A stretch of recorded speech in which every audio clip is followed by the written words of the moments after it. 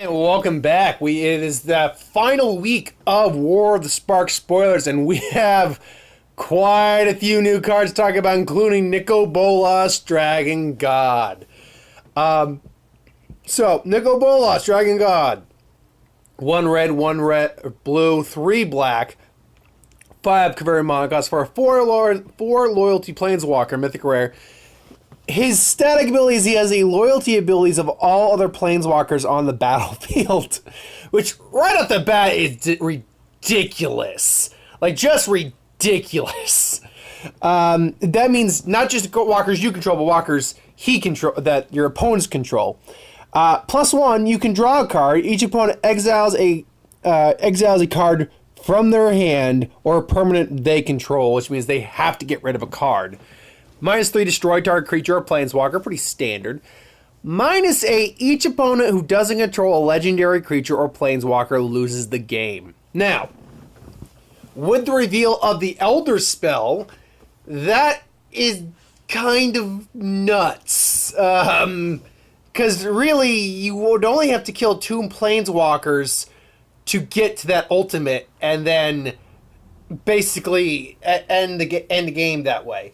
It quite frankly is ridiculous. On his own, without the aid of his actual, the abilities of other planeswalkers on the field, you just bring him out by himself. Bolas is still a force to be reckoned with. He can still kill anything on command. He can still get rid of a card or cause an opponent to either exile a card or to sacrifice permanent, and you still draw a card. That -8, that was basically just literally a game ender. It is that is nuts, and his art is fantastic. I love him. Overall, the Nico Bolas is dangerous, a dangerous card in all the right context, in limited, in the right deck, in a planeswalker deck. He is just ridiculous. There's a lot of cards that got spoiled that I gotta really fast forward ahead though. Oh, 1 second, I went a little far. So we had the other Bond spoiled over the weekend. So there is Bond of Insight, which teams up the Izzet with the Dimir. I do like to, because I was wondering what the other 3 would look like, because I was certain we would get them, and sure enough we did. What they would be, and from what we gathered in the last one, they were basically going to create shards pairings. So Dimir and Izzet obviously create Grixis. So 1 blue, 3 of any color, sorcery, uncommon. Each player puts the top 4 cards of their library into the graveyard. You return up to 2 instant or sorcery cards from the graveyard, and then you exile this card. This is a good card. It's going to get your jump starts back. It's going to get your other sorceries, enchantments, your burn spells if you're in that kind of deck back. It's a good card all around. Bond of Revival, the Rakdos and the Golgari teaming up, which is an interesting combination. Blood and black, 4 of any color for a sorcery, uncommon. Return target creature card from your graveyard to the battlefield. It gains haste until the next turn. So basically, what was it? Rise from the Grave is it called? Except with haste. Good, use it. You'll bring back your big meaty guy. Bond of Passion, Boris and Gruul. That's one that I'm very surprised at in terms of the combinations. 2 red, 4 of any color for a sorcery, uncommon. Gain control of target creature until end of turn. Untap that creature. It gains haste until the end of turn. Bond also deals 2 damage to any other target.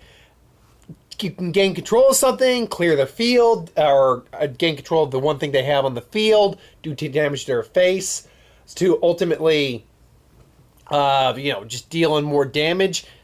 It's expensive though. That's the only issue I have with this one. The other 2 made sense at their price, at their cost. 6 mana for this effect is a bit much. I will say that. It's a bit much. But it's a good effect nonetheless. Ugin, I believe that's infallible. Is that the word? I believe it's infallible. So Ugin the Infallible. Now this one got kind of leaked, but it's been pretty much confirmed at this point. Because this is the... this is a pre-release card. You can see the stamp date on there. 6 of any color, he's colors, 4 loyalty. Colorless spells you cast 2. He's rare, despite what that mythic symbol might say. He's actually rare. Colorless spells you cast cost 2 less to cast. Exile +1. Exile top card of your library face down and look at it. Create a 2/2 colorless spirit creature token, and when that token leaves the battlefield, you put the exile card into your hand. -3 to destroy a target permanent of one or more colors. So in theory, he could actually kill Bolas. Story-wise, you could kill Bolas. Bolas can easily kill him too, which makes sense. They're mirrored pairs of each other in many ways. They're brothers. But that plus ability, the minus ability is what it is. It's fantastic. But that plus ability, frankly, is you get a body that protects you, and you'll get the card you exile back. That's a good card. That's a good effect. The colorless costing 2 less, I don't know. Like, in the environment we have Ugin in, there's not enough colorless things to make it worthwhile, unless the next set will bring us to a world more of colorless matters. I don't think so. I think this is just Ugin's kind of shtick that he's colorless. That being said, if you put him in an Eldrazi deck, gonna make all your Eldrazi's cost 2 less. Gonna put him in, say, an artifact deck where a lot of artifacts are, and a lot of them are colorless spells.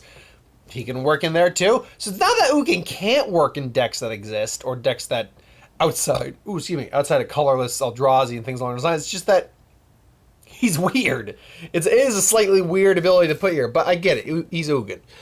Explosion Zone hasn't been officially spoiled yet. There hasn't been like an English version of the card yet, but Explosion Zone is a land, a rare, enters the battlefield with 1 charge counter on it. You can tap for a colorless, or pay 2x, X, and basically put X amount of charge counters on it. You can then pay 3, tap it, sacrifice it, and destroy all non-land permanents with converted mana cost equal to the number of charge counters on Explosion Zone. We've had effects like this before. They're not bad by any stretch of the mean. They're just very particular. They're very niche, and I don't know. They're not terrible, but you got to set it up. You got to plan things out. So I don't know. It's not terrible, but I've never really liked them that much. Ashiok Dream Render is 2 hybrid mana Dimir, blue-black, 1 of any color for a 5 loyalty planeswalker. Spells or abilities your opponent control can't cause their controller to search their library. And you can -1. Target player puts the top 4 cards of their library into the graveyard, then exile each opponent's graveyard.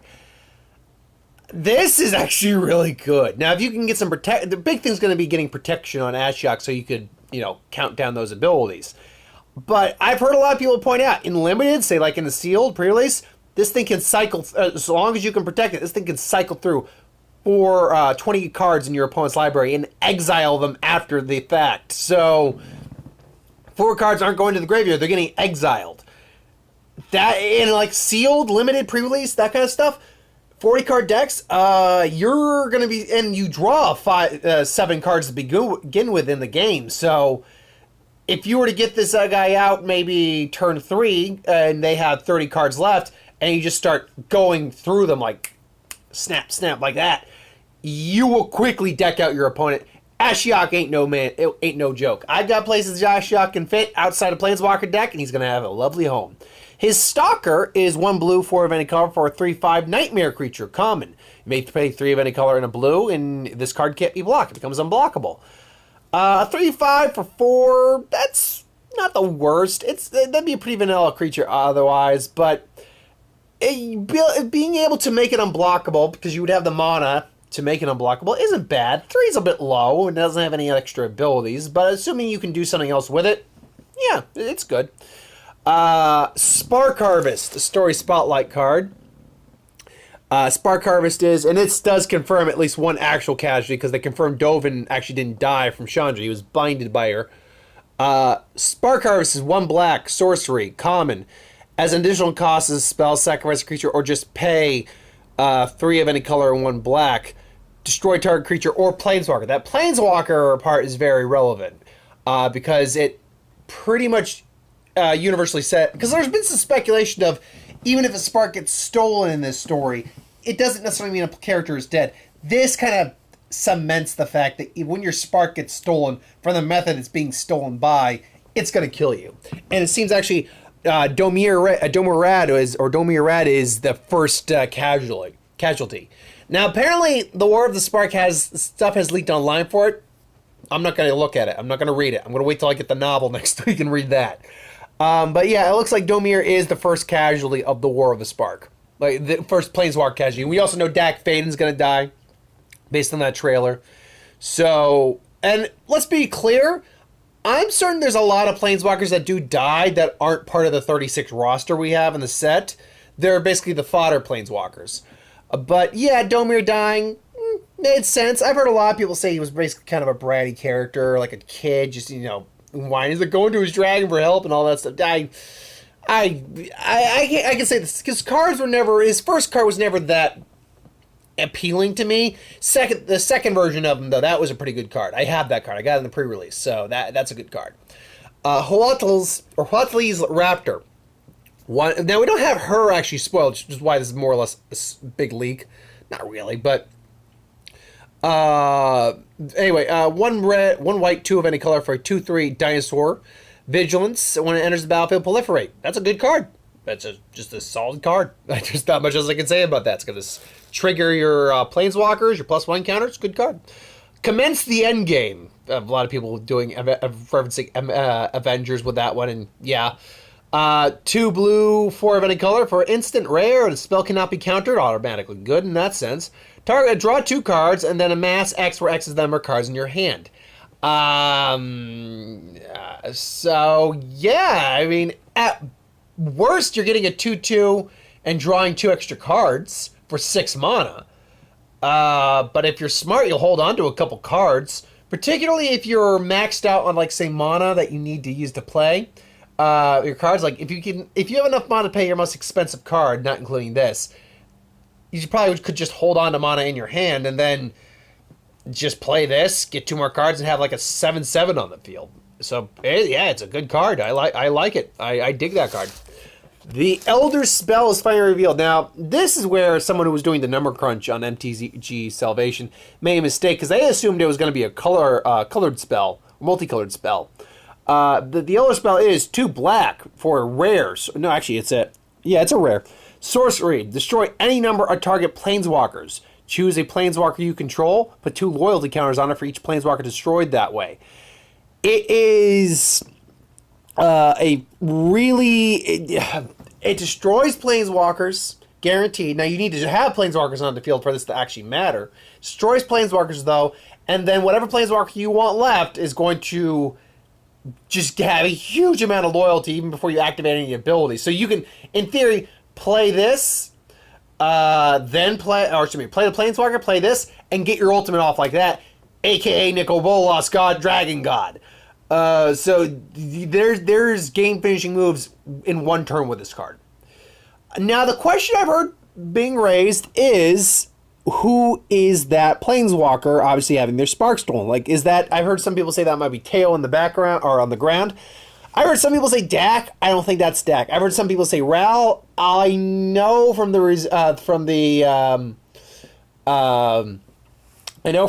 bit of the reveal from the next book that I'm pretty sure Ral lives, unless, like, this is in midst of having his spark stolen and he survives somehow, like it gets stopped. But it's possible that he was already killed. But here's the thing. Those are the armor plating on this character right here, right there.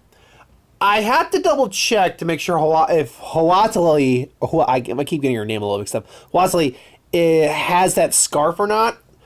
But that being said, now that I say that a lot, I don't think that is because the hair doesn't match. So, I don't know. This could just be a random no-name walker, honestly. Very possible. Deliver unto evil. I love the artwork. This is like a painting right here. Deliver unto evil. 1 black, 2 of any color for a sorcery rare. Choose up to 4 target cards in your graveyard, and if you control a Bolas Planeswalker, return those cards to your hand. Otherwise, an opponent chooses 2 of them. You leave the chosen 2 in your graveyard and put the rest in your hand, then you exile this card. Good card, even if you just have to get the 2. This thing's yeah, I don't think I can say anything more on this. If you have the Bolas Planeswalker and get that effect off, great. Otherwise, it's just a good card.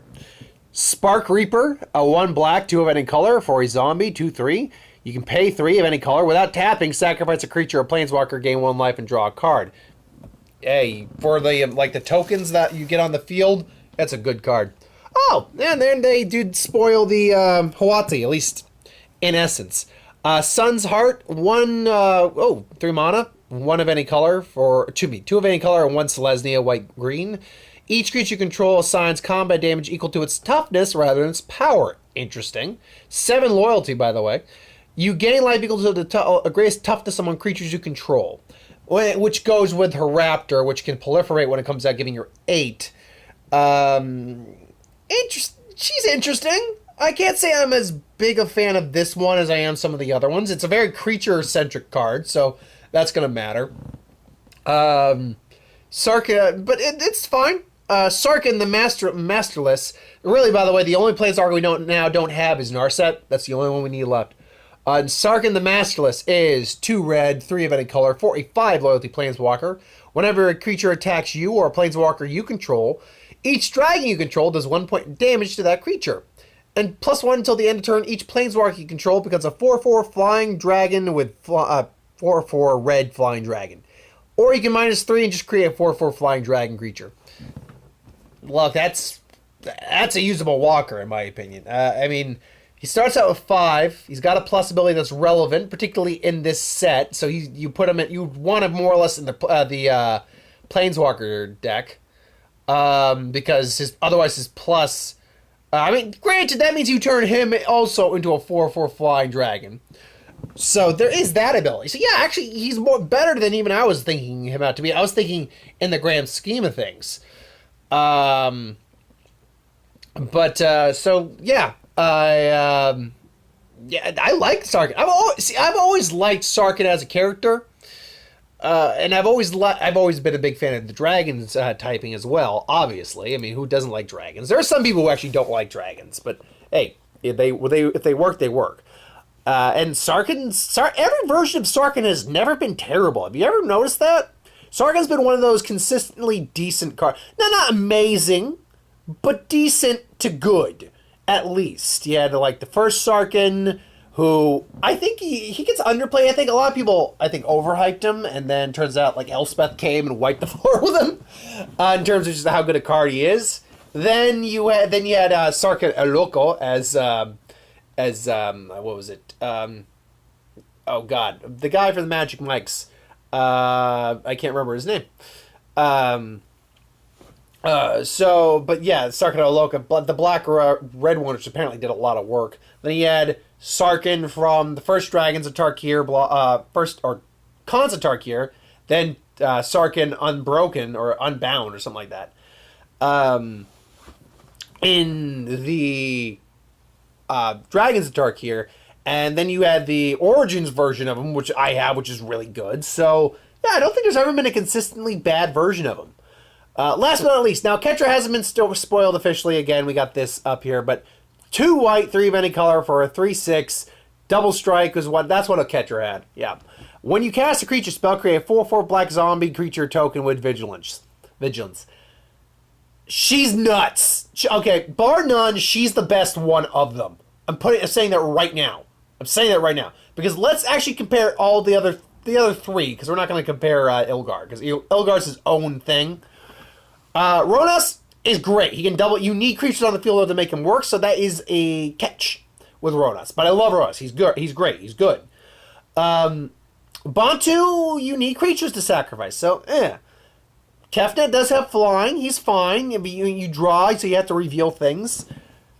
All you have to do is cast creature spells. 1 drop that crap. 2 drops. Bears, throw them out there, and you get 4/4s like that. Oh, Ketra does work, son.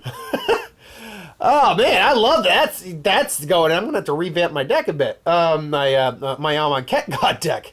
I still need to check whether or not you can have an Amon Ket God version, like if the original Oketra on the field at the same time with God Eternal Oketra. Still got to figure that out. I'll have to ask someone for ruling on that later on, Because I can't. I've looked online for that. I can't find the answer to that question. But anyway, that's my thoughts on what we've had so far. We still haven't actually gotten the big end game reveal of what happens at the story yet. Obviously, that'll come later in the week. We're looking forward to see what happens. But we know at least one casualty now is Domir.